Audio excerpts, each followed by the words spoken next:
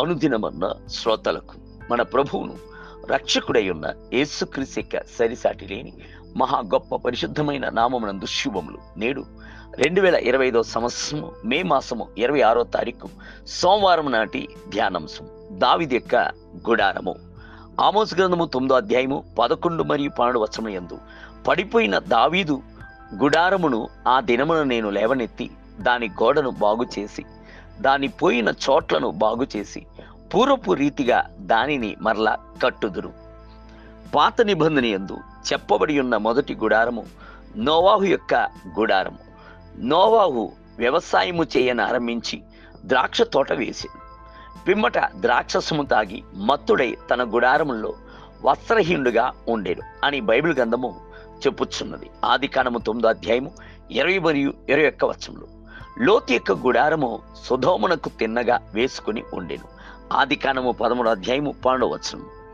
Abraham యొక్క గుడారము విశ్వాసపు గుడారం. బైబిల్ గ్రంథము సెలవిచ్చుచున్నది, విశ్వాసమును బట్టి అతడును అతనితో ఆ వాగ్దానమునకు సమవారసులైన ఇస్సాకు యాకోబు అనువారును గుడారముల్లో నివసించుచు అన్యుల దేశములో ఉన్నట్టుగా వాగ్దత్త దేశములో పరవాసులైరి.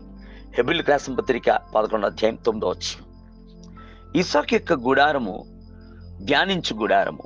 యాకోబు యొక్క గుడారము ప్రార్థించి దేవునితో పోరాడి జయించేటువంటి గుడారము. బైబిల్ గ్రంథము సెలవిచ్చుచున్నది, యాకోబు నీ గుడారములు, ఇజ్రాయిలు నీ నివాస స్థలములు ఎంతో రమ్యమైనవి.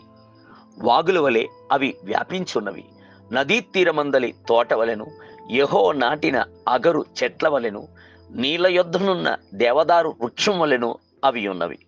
సంఖ్యాకాండము 24వ అధ్యాయము 5 మరియు 6 వచనములు.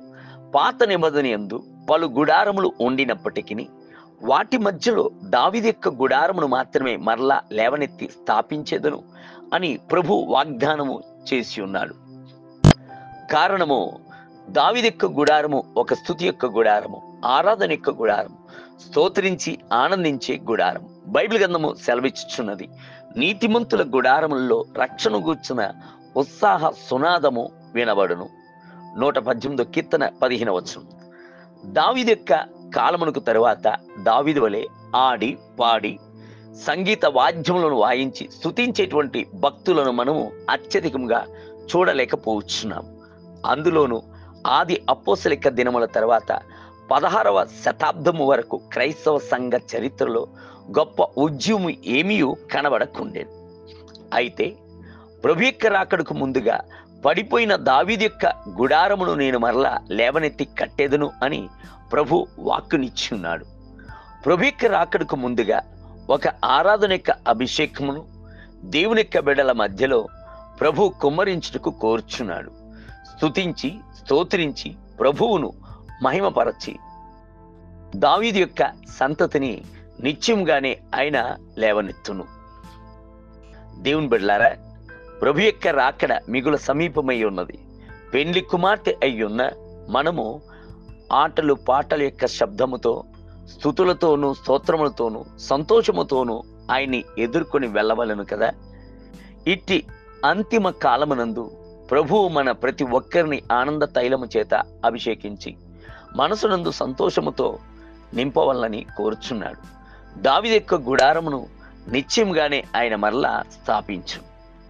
నేటి ధ్యానమునకై బహుజనముల ఘోష వలె కొండల్లో నుండి జన సమూహములు వలన కలుగు శబ్దము వినుడి. కూడుకును రాజుల జనములు చేయు అల్లరి శబ్దము వినుడి. యెషయా గ్రంథము 13వ అధ్యాయము 4వ వచనం. నేటి వేద పఠనము ఉదయము మొదటి దినవృత్తాంత గ్రంథములు 28 మరియు 29 అధ్యాయం, సాయంత్రం యోహాను సువార్త 9వ అధ్యాయము 24 మొదలుకొని 41 వచనములు. ప్రభువు మిమ్ములను దీవించునుగాక. ఆమేన్.